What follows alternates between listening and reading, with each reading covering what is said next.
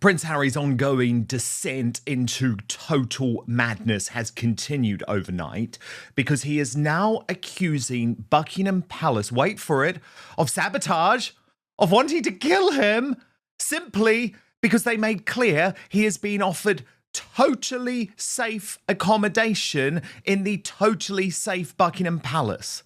But it's not his father. Of course, it's not King Charles directly, but it's his courtiers who are all part of this sabotage plan, and they want Harry dead. Not only that, but he's the new Salman Rushdie. Yes, that's right. Prince Harry believes that he is comparable to one of the world's most brilliant authors who has been subjected to an Islamist fatwa for half of his life and lost one of his eyes as a result. Yes, I repeat, Prince Harry's descent into madness, which I do believe is driven by wacky backy, driven by psychedelics, as I outlined on yesterday's show, is getting far worse, folks. So we're going to get into it all today with royal YouTube sensation, according to Taz. But this revelation in terms of Harry believing the palace plot is to somehow try and get him is not an exaggeration. I mean, you remember last year in the interview with the British Bashing Corporation, he directly accused the palace of wanting him dead. Now this briefing has gone to Jack Royston. He is someone you might be familiar with, the Newsweek royal correspondent, who for a long time was a total propagandist for Prince Harry and Meghan Markle. In recent weeks and months, he takes their briefing, but in fairness, has also started to call out some of their madness. But you're not going to believe what Prince Harry's team are telling him. Listen. Know that it upset Harry, that he is certainly of the opinion that it was the palace who briefed out that one of the royal residences that Harry might stay in is Buckingham Palace. That, you know, the kind of Sussex Thames viewers that came from the palace. And by briefing that out to the media, they damaged the usefulness of that offer, because, you know, if everybody knows that the Sussex family might stay at Buckingham Palace, then they're worried that photographers will then be there camped out on all the different entrances, waiting to try and get the photo of Harry and Meghan arriving with their kids in the back of the car. And Harry's worried that the kids are then going to get papped, maybe through the window.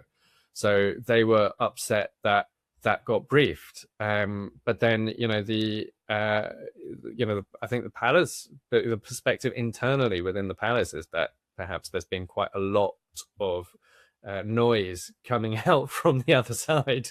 And their view is they've offered the Harry accommodation. The accommodation comes with the police protection. You know, the accommodation is itself protected by the police.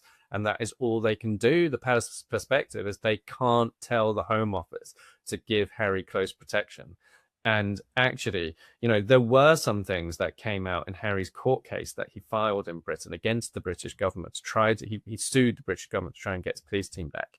And there were certain things that came out in the paperwork which suggested that actually certain members of the royal household had actively argued and advocated for Harry to get a police team, contrary to Harry's belief that they were secretly against him and plotting against him. Exactly, Jack Royston, which is why you cannot, with a straight face, repeat this madness from Prince Harry to the world, because it is madness. There is no plot within the British royal family to kill Prince Harry, to try and make him unsafe. The whole reason that the offer to Buckingham Palace was made was to try and keep him safe. Seriously, this is so concerning. I think the offer should be withdrawn. I think Harry needs to seek help, and I actually don't believe that this trip is good for anyone now. Royally Sage put it this way: Ravek's decision is not new. The Harkles have known about it for a while. A few reporters were honest and said it was not likely to pass despite the Harkle propaganda. We are seeing emotional blackmail in action to a man who is publicly battling cancer. The Harkles are trash. And according to Taz added, Harry still believes his father can intervene, which he can't. So he's using the children to hurt his father and manipulate him, just the same as he did to Queen Elizabeth II by refusing to go to Prince Philip's memorial and bring the children over. But what's interesting is that Harry is saying that he isn't angry at Charles. So this is the weird sort of mental arithmetic that you've got to work out here. He did exactly the same thing with Queen Elizabeth II. Oh no, it's not the Queen directly. It's just everyone who works for her and does exactly what she says. So the clarification, and let me just show you this, is that Harry is not angry at Charles, does not directly blame Charles. So okay, it's just the people around him who are trying to sabotage him then. What? You know, what was so close to being a really positive step for Harry's relationship with his father has now become kind of toxic, and maybe they can still get it back on track. My understanding is that Harry is not angry with his father and does not blame any of this on Charles himself. But you know, it's a familiar pattern, and in the past, this kind of toxic pattern of events has led to damage to the relationship, ultimately, one way or another. And so it just feels like a very familiar place to be, that efforts are being made towards reconciliation. There is something really positive on the table here, but there's something that's ruining it, basically, that's stopping Harry from reaching out and grabbing this olive branch, or whatever you want to call it. It's kind of a cliche. We use it all the time, but it is a very handy way to describe it. You know, there's an opportunity potentially to meet the king. There's an opportunity to be on the inside of a royal residence. And Harry just has to find a way to persuade himself that it's safe to take that opportunity. But as Tash added, bringing some sanity to the situation, they do get police security. They have to give 30 days notice. They assess each visit and decide on how much is to be provided depending on what Harry is doing. Harry is demanding 24/7 armed security, which only the King and the Wales family receive. Princess Anne, the Duke and Duchess of Gloucester, the Duke and Duchess of Edinburgh do not receive what Harry is demanding. They are not unprotected. It's just Harry doesn't feel what is offered is good enough. But Tash, I'm sure you agree with me, and great to have you here, by the way. There's so much going on today. Yeah. I'm sure you agree with me, though. This is now actually seriously concerning. And I know the mainstream media just try and ignore this and shrug it off, but we now have evidence, Tash, 2 years in a row where Harry has directly or indirectly claimed that either the British royal family or the British deep state are trying to kill him, and that they purposefully released this Buckingham Palace information as some type of sabotage to his security. I mean, at this point, I'm just like, send him to the loony bin. Like, these briefings should be disputed. Like Jack Royston, I know he's trying to sort of do one side, other side, but it's like, this is mad. And he's saying, oh, it's not his father. So he's claiming that there are people around his father who are paid for by his father, who do exactly what his father wants, who are trying to put his security at threat. As soon as people started reporting that Harry wants a reconciliation, and they were reporting, this is what I don't get, Dan. Some people in the mainstream media, look, he did that BBC interview. It was a temper tantrum. He threw a tantrum because he lost again. And then he went straight into the BBC and they did that interview, and they've had to apologize because they did no pushback. But at the same time, you had people saying, Harry says he wants to reconcile with his father. In the same interview, where he is literally accusing his father. And I watched a clip the other day to refresh my memory. And, you know, Harry was saying that my father needs to get out of the way. My father needs to let people do their job. My father is responsible for stopping the assessment, in so many words, from being carried out. And then also in the same interview, he says there are people inside the royal fold that want me to get hurt. They want me and my wife and my children to get hurt. So when you put that collectively all together, he's saying, I want to reconcile with my family, but I'm accusing my family of being involved with a plot to kill me. It is insane. And this is where I think Harry's recent turnaround, again, is another temper tantrum, Dan. They confirmed with their stupid operational notes, their itinerary that they give out, they confirmed that they were coming, and then what, in the space of 24 hours, they're no longer coming. And it was the way that there was a quick briefing, various outlets, their usual outlets, stating that it's actually the royal household are involved again. There's people that work in Buckingham Palace and Prince William's office. ITV ran that article and said Harry believes that there is Prince William's staff now on the board of of Ravek, and that's the reason why they haven't given him what he wants. This is the rantings of someone who is, one, throwing a temper tantrum, but also someone that is unhinged. The king has got to pull out meeting up with him. I think Harry's delusions are getting worse. For him to now turn around and say Prince William's staff are involved in it, he's honestly, the cheese is sliding off the cracker, is the best way I think I can say that. It's Totally. getting worse. Totally. It Yeah. really is, Tash. Now, look, in fairness to Royston, he does He's actually. growing on me. I don't know why. Well, the thing I is, didn't like Jack. what he's doing is he's starting to just try and bring some sanity to the mad briefing that he gets from the Sussexes without actually saying, oh, they're totally mad, like we might. Yeah.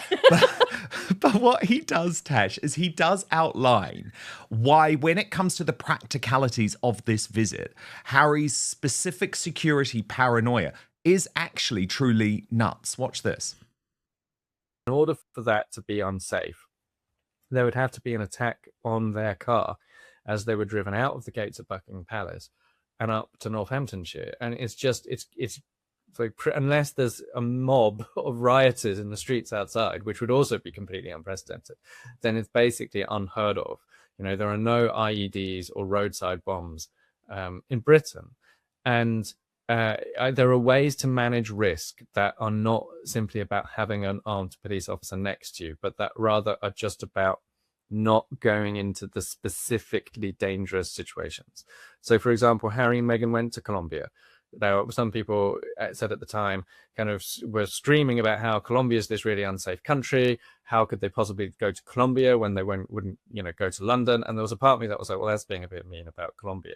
But like, obviously it's safe for them to go to Colombia. It was totally safe for them to go to Colombia, but it is also totally safe for them to go to London. You just have to not go to unsafe parts of the place you're going to. And yeah, and I do like that. It's sort of like, yeah, you went to Colombia, like a drive out of Buckingham Palace, which King Charles does every single day he's in London, is gonna be okay. But Tash, you pointed out, as I have been, by the way, there is a very simple way that this could be done that deals with Harry's paranoia. Get on a plane, don't tell the paps, get in a helicopter, don't tell the paps, fly to a remote estate, don't tell the paps, privately go about your business, and don't tell the paps or the media where you are, what you are going, or what you are doing. No one would know or care. And that is the point, Tash. If you have a big issue with your security, you don't release operational notes. Taylor Swift doesn't release operational notes announcing to every single person in the media where she's going to be. I know this is the thing as well with the kids, and this is where I think the children were used. I don't believe the kids were ever going to come. This is just this feeling that I personally have. I think the children were thrown in at the last minute because we didn't hear about the children coming. Harry was coming, and then it was, a couple of weeks before they were due to come out. If he knows he has to give 30 days notice, he only gave a few weeks notice for the children to be coming. I think he used the children as a bit of extra leeway to put the pressure on because he knew Ravek weren't going to give him what he wanted. Then he thought, okay, well, let's just say we're going to bring the children over. They don't necessarily have to come because once the package is in place, it's in place. And then he was told, this is as I said, my gut feeling over the weekend, that Ravek, don't care that your children are coming. You are perfectly safe inside Palace grounds. You do not need extra protection, hence why he's had this big tantrum. But this is the rantings of an unhinged person. And if the king was honestly toying with the idea of meeting with Harry again, I can imagine now he's probably thinking, I do not want anything to do with that. His courtiers around him. I mean, the palace has just had a real boost with the king releasing all of his tax information. You've got Catherine again. She's the superstar at the moment for doing that, that Three Peaks challenge. But the royal family are on the ups this year. Prince William's released how much money he pays. They're showing a lot more clarity. The royal family are doing good. If he goes anywhere near Harry and this toxic mess, it is going to take the ratings down again because people see Charles as being weak if he gives him to his son. And if he meets with Harry, it does look like he is being weak. Yeah, Tash, she's a rock star. Yeah, she is. And I do want to talk about that. But before we get to it, Tash, Harry is, totally unable to accept the fact that he has been thrust out of the FIFA World Cup. You know, I reported a couple of weeks ago, no invite because they want David Beckham to be the star. So, of course, James Corden drops on his World Cup show that, oh, Harry's going to be a guest. But what's so mortifying about his announcement, Tash, and I will play you the moment the announcement comes, but just to put it into context, they've just hosted a whole segment with people like Rio Ferdinand and James Corden's dad talking about who like the ultimate British Harrys are. And everyone agrees that Prince Harry doesn't top the list. Like it's either Harry Potter or Harry Styles. And James Corden doesn't stick up for his friend. He doesn't say, oh, no, my mate Prince Harry should be number one. But he does announce, but he's going to come on the show and we're going to have this discussion with him, which means Harry will have to practice doing his, oh, no, of course I'm not the best Harry. Of course Harry Styles is more popular than me. I honestly didn't expect this story to spiral the way it has. Every time I think the relationship between Prince Harry and the royal family couldn't become more complicated, another headline appears that raises even more questions. And this latest controversy isn't just about security anymore. It's about trust, perception, and whether years of broken relationships have reached the point where every decision is now viewed through suspicion. What really caught my attention wasn't simply another disagreement over royal protection. It was the suggestion that even an offer of accommodation inside Buckingham Palace, a place many would consider among the safest locations in the country, has somehow become another source of controversy. That immediately made me stop and wonder just how deep this divide has become. When even gestures that appear designed to improve a difficult situation are interpreted completely differently, it tells me this story is about far more than police escorts or palace gates. But here's what I want to know before we go any further. Do you think this relationship can still be repaired? Or has too much happened for either side to trust the other ever again? Genuinely, Prince Harry is coming on the show in a few weeks' time. Okay. He's number one. The Duke's going to come here.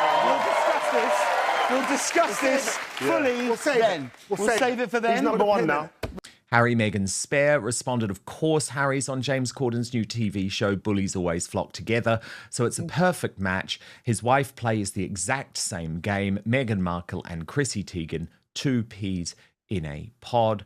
And Tash, you implied that Harry wasn't happy about being overshadowed by his bro, or Whittle Harry doesn't like his big brother being patron of the Football Association, so now he's going to pretend he cares about the sport for attention. And it's so mortifying, Tash. It's like he can't get any official invite to the World Cup because they have backed David Beckham and don't want the negativity he brings. So it's like he's going to appear on James Corden's show with a whole load of Z-listers. I mean, it's really mortifying. Scraping the barrel there. But I mean, when have you seen Harry really paying attention to football matches or soccer matches, as they call them over in the States? When have you seen Harry supporting anybody? He went to the huge star-studded NBA game. He went to the huge star-studded baseball game. He went, the last time we saw Harry at the soccer match, it was actually, what was it, LA Galaxy?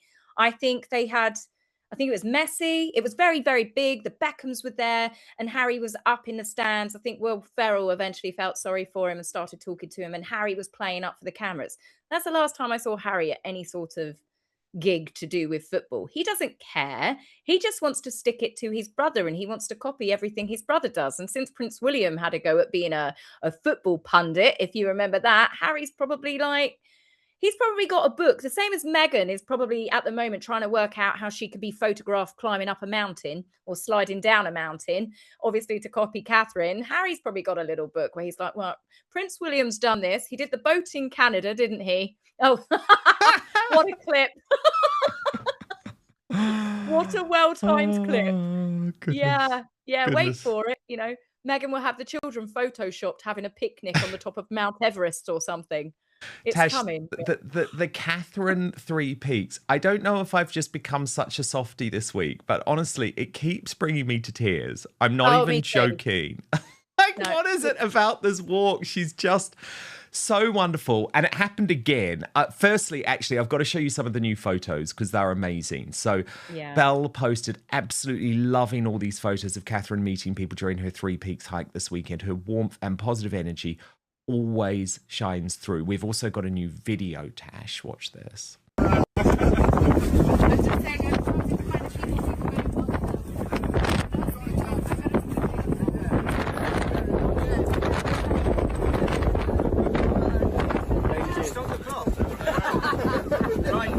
The clock now, that's it. Back on, go. And there's another video here, Tash, that's just come in.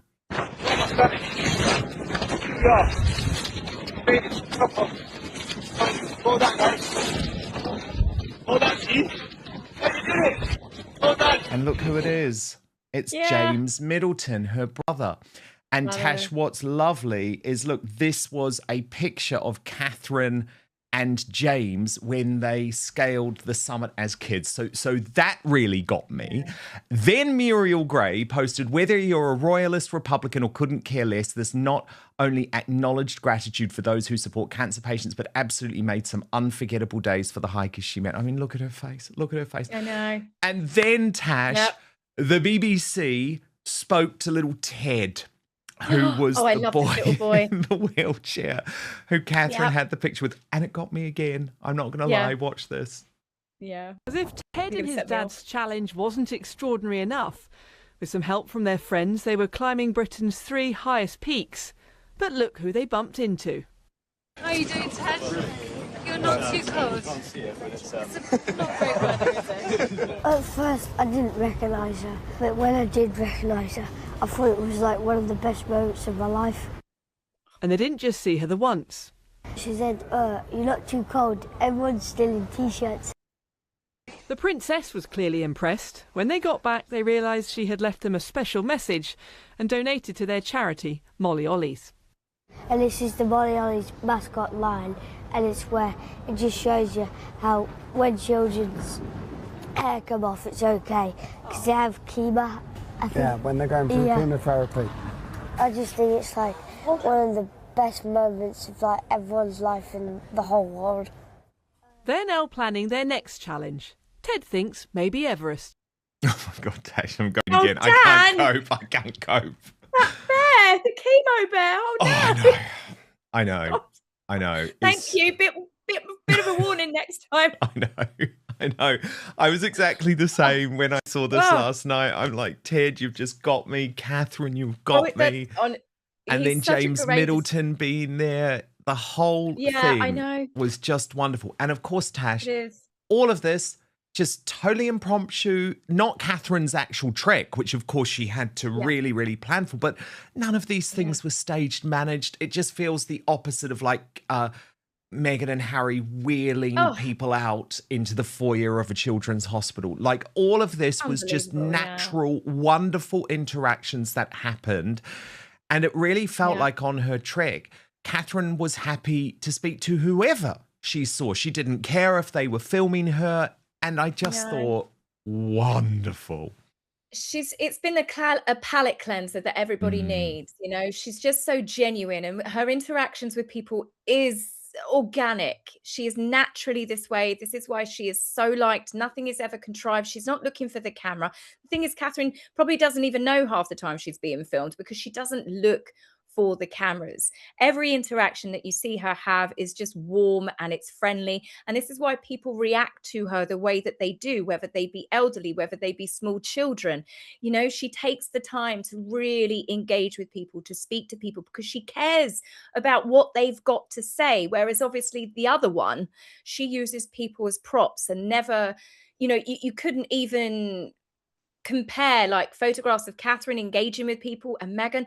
Meghan is constantly aware of where the cameras is because she's using the cameras and the people around her. Have they got my best angle? Am I doing my best Diana pose? You can see her brain is constantly processing. And I think that's why a lot of people they struggle to connect with Meghan because she's not connecting with them. But as for that entire trip that Catherine did, I mean, it is truly remarkable because it was only 2 years ago when she was forced to come out sooner than what she wanted to. She sat on that bench And she told the people, she told the world that she had cancer. And there's been a couple of people that Catherine has highlighted when in hospital visits, and the young photographer Liz Hatton, who had cancer at the time, they're no longer here with us. And that's how quickly being diagnosed with cancer, it's not, you know, it can go the other way. And to see Catherine now, a couple of years later, being, you know, welcomed by her family at the bottom of that, and meeting so many courageous people also doing their fundraisers, it was a beautiful story that I think the world needed at the moment. And I'm personally, I think she's absolutely fantastic. I did before, but this is honestly remarkable. She's a wonderful, wonderful person. So well put, Tash. So well put. There's also another palate cleanser with William, who has been working, Prince William, who's been working on his homelessness initiative. But there was this lovely moment that was captured by the Royal Rota, Tash. This was as he was helping staff at the Langstane Housing Association put together welcome packs for new tenants. This is all part of his Homewoods initiative, which was 3 years old yesterday. But there was a little gag that if you listen carefully, you'll hear him say, "Some of us don't need hair dryers." Watch this.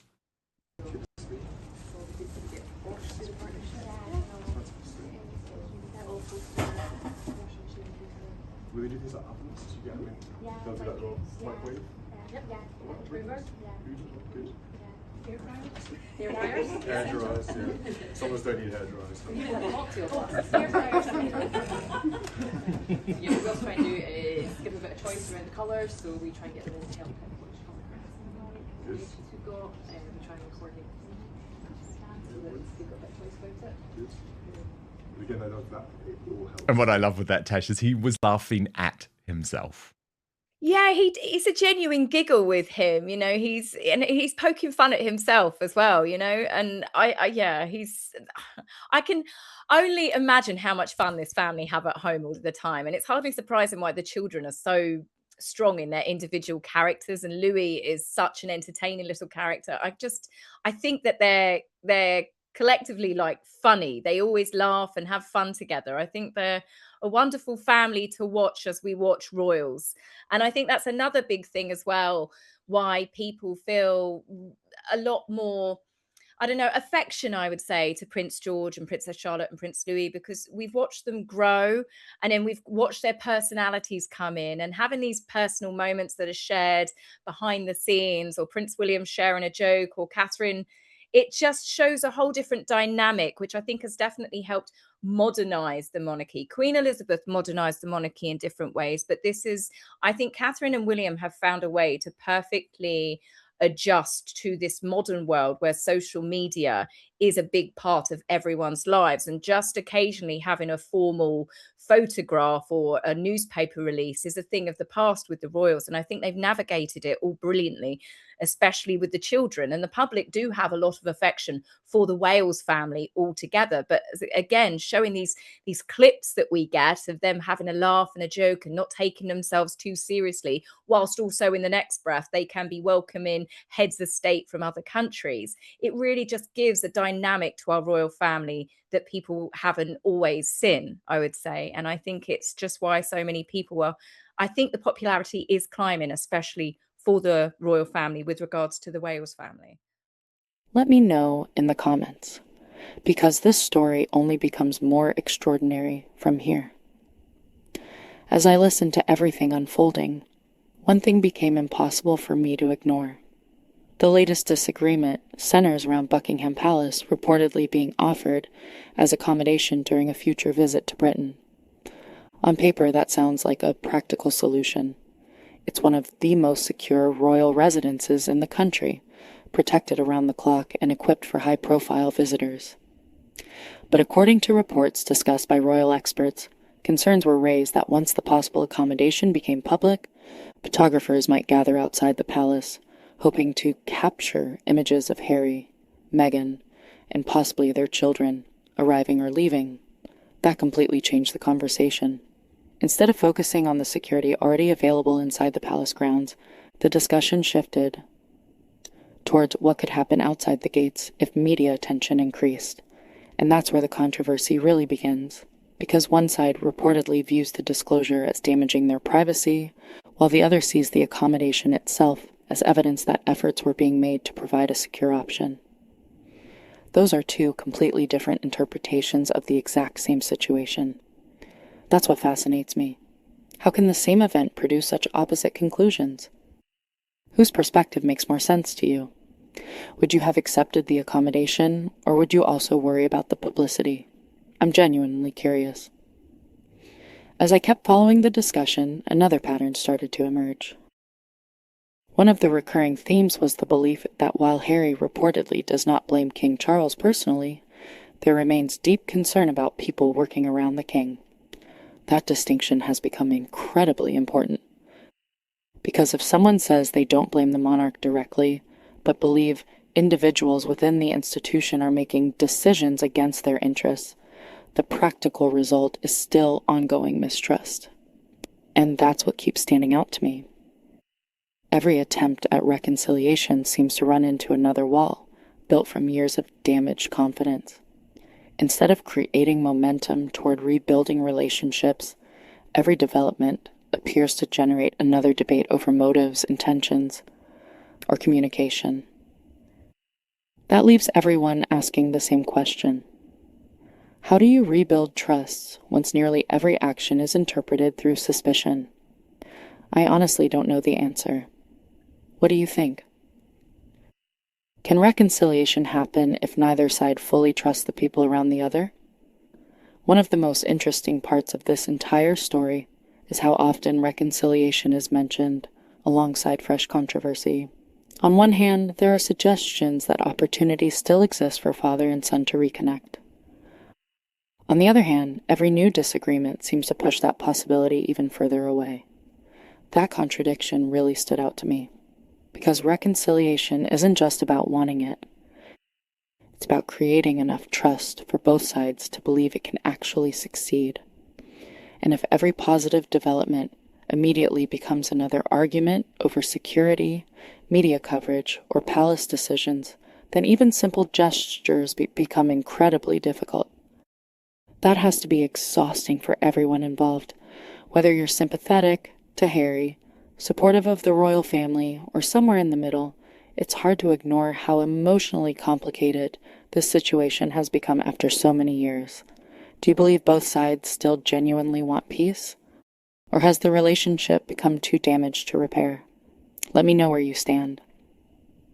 Another part of the conversation focused heavily on security itself. The discussion referenced the existing arrangements available during visits to the United Kingdom, including assessments made before trips and security provided depending on the circumstances.